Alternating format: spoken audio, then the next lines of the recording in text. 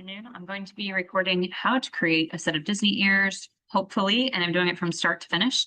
So I'm going to go ahead and share my entire screen and you'll get to watch all the steps and I'll explain them as I go. And let's go ahead and get started. So one of the first things I do is I try to make sure that I have a really clean either PNG or SVG. This is a package that I bought on Etsy. It came with a lot of Disney characters and things like that. So I'm going to go ahead and save two. I've chosen this one and this one because I want to make a set of ears that look like them. Don't know if it's going to work, but we're going to try. Next, we're going to go and use a tool called Image to Keychain. This is going to be found in MakerWorld.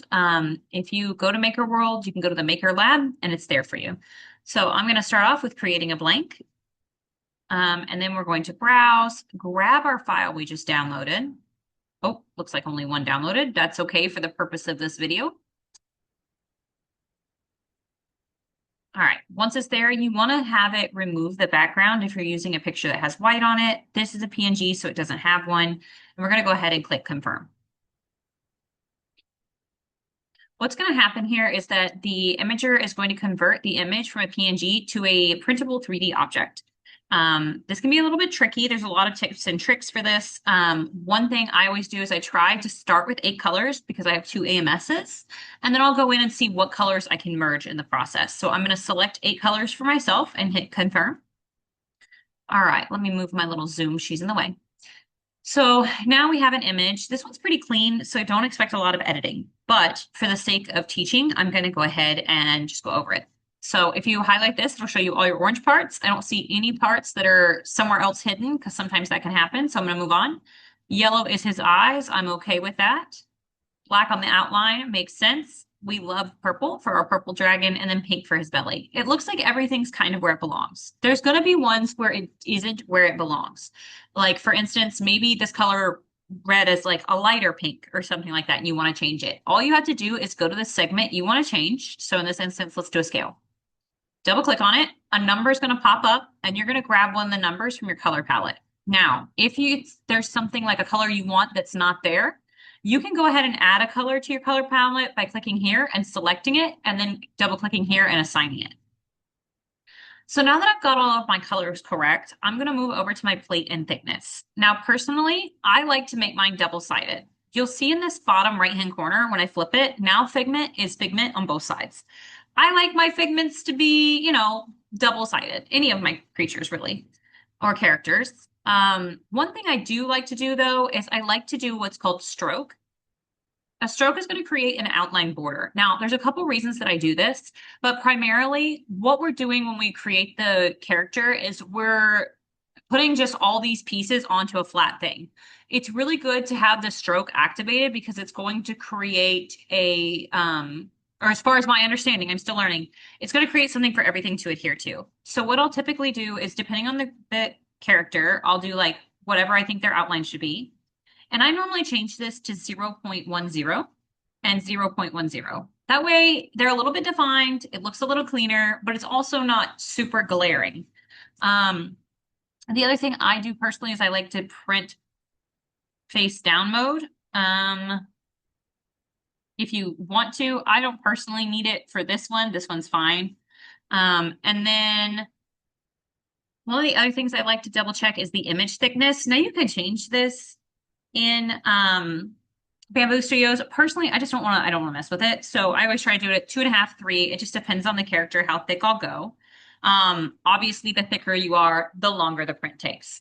So I'm going to go ahead and at this point, I'm going to name him so he doesn't get lost in my downloads. We're going to put Figment. I'm going to put part 1 because for me, I'm going to be doing 2 separate Figments for my ears. And I'm going to go ahead and just download that. Now, when you download this, you are going to want to download it as a 3MF. And what that's going to do is it's going to transfer your colors. Because if you don't download it as that, your colors are not going to transfer correctly in Bamboo Studio. So I'm going to go down here and actually open a separate instance of Bamboo Studio. And the reason I do this versus opening the file is because when you open the file, it's going to auto-load whatever colors you have on your printer, or it's going to auto-load just whatever your previous presets were. And sometimes that can really mess up your color. I'll show you an example of that in just a second. So for this one, I would be loading it in here. Now I'm going to minimize that just for a moment and open it directly from the file just to kind of give you an idea of what I'm talking about because it is something that you can run into. So let's say I just open it randomly. I get it, I open it in Bamboo Studio. And one of the things that you might run into is that when you do this, sometimes the colors won't load correctly. I apologize that Bamboo's slow. I have a lot of processes open right now. Let's see if this one loads right. Oh, this one actually loaded right. Cool. In the past, I've had some of them load and they do not load correctly. So I guess just take that as a tip. If it loads and the colors are weird, you can go ahead and open it elsewhere. Sometimes it works, sometimes it doesn't. You know, Bamboo is a very fickle slicer. All right. So I went ahead and loaded him in. He is going to be my right ear. I'm going to name him Right Ear. All right. So right now I've got Figment. He's so cute. Look at our little guy. We love him. 10 on 10. Now, what I want to do for me personally, there's a couple different ways you can do it. I like to go ahead. I know just because I've made a bunch of these that he's going to need to be bigger. So I'm just going to scale him up a little bit. Then I'm going to add my Mickey band ear. So I'm going to go in and for me, I have mine. Oh, excuse me, wrong one. I have mine saved in a file called blanks. You're going to need to use that Disney ear blank. I'll include that when I post this, the link for that, but it's basically the magnetic 5-point blank. You're going to import that as geometry only. So at this point, one of the things that I try to do is I try to make sure that they connect. The character is connecting in a couple different places just to ensure stability. So I might go in and resize him a little bit more. That's the wrong one. So sorry. Until I get him kind of, you know, where I want him. I do not want him that big. Hold on, guys. I can't tell if he's touching or not. Nope. Okay. Sometimes you'll get these kind of awkward characters where you really don't want to make them any bigger because it could cause, you know, some issues or things like that, which I think we're going to run into with Figment here. Maybe not. Maybe just a smidgen bit bigger. See how he's connecting here at the hand, and then he should be connecting a little bit on the top. I want his horns to show a little bit more than that. All right, perfect. So now he's in here and you can see he's connected in some areas. Now, if you took this and you tried to preview this and print it, you're going to run into an error. It's going to say you have overlapping objects and it's not going to want to work, as you can see here. So one step you definitely do not want to forget is you want to merge your objects. Now, before I do that, I personally like my ears to be different colors. I like them to be kooky and fun and silly. So I like to right click on the ear before I merge it and go ahead and change that filament down here.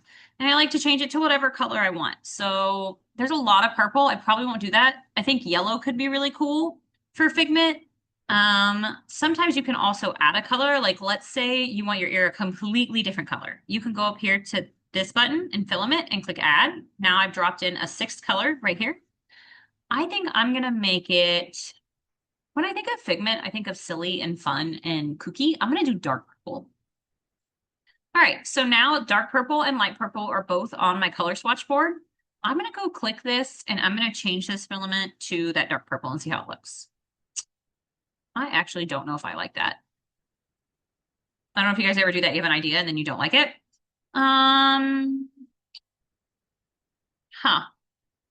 I guess for the sake of this video, we're going to go ahead and do that for today. So let's just pretend that I'm 100% sure on this decision. You're going to hit Shift on your keyboard. Oh, excuse me. Make sure you don't have anything else. Shift on your keyboard and then just drag and make sure you highlight Figment and the ear. By hitting Shift, you're telling the machine, hey, I want to make sure that I have all these things together. As you can see, he's a little thick. He's not too thick. And if we look at the bottom, that's what he'll look like on the ear that's going to face people. Which would actually put him on, I believe, the left. It gets a little confusing for me sometimes. I got to physically have one of them printed to be 100%.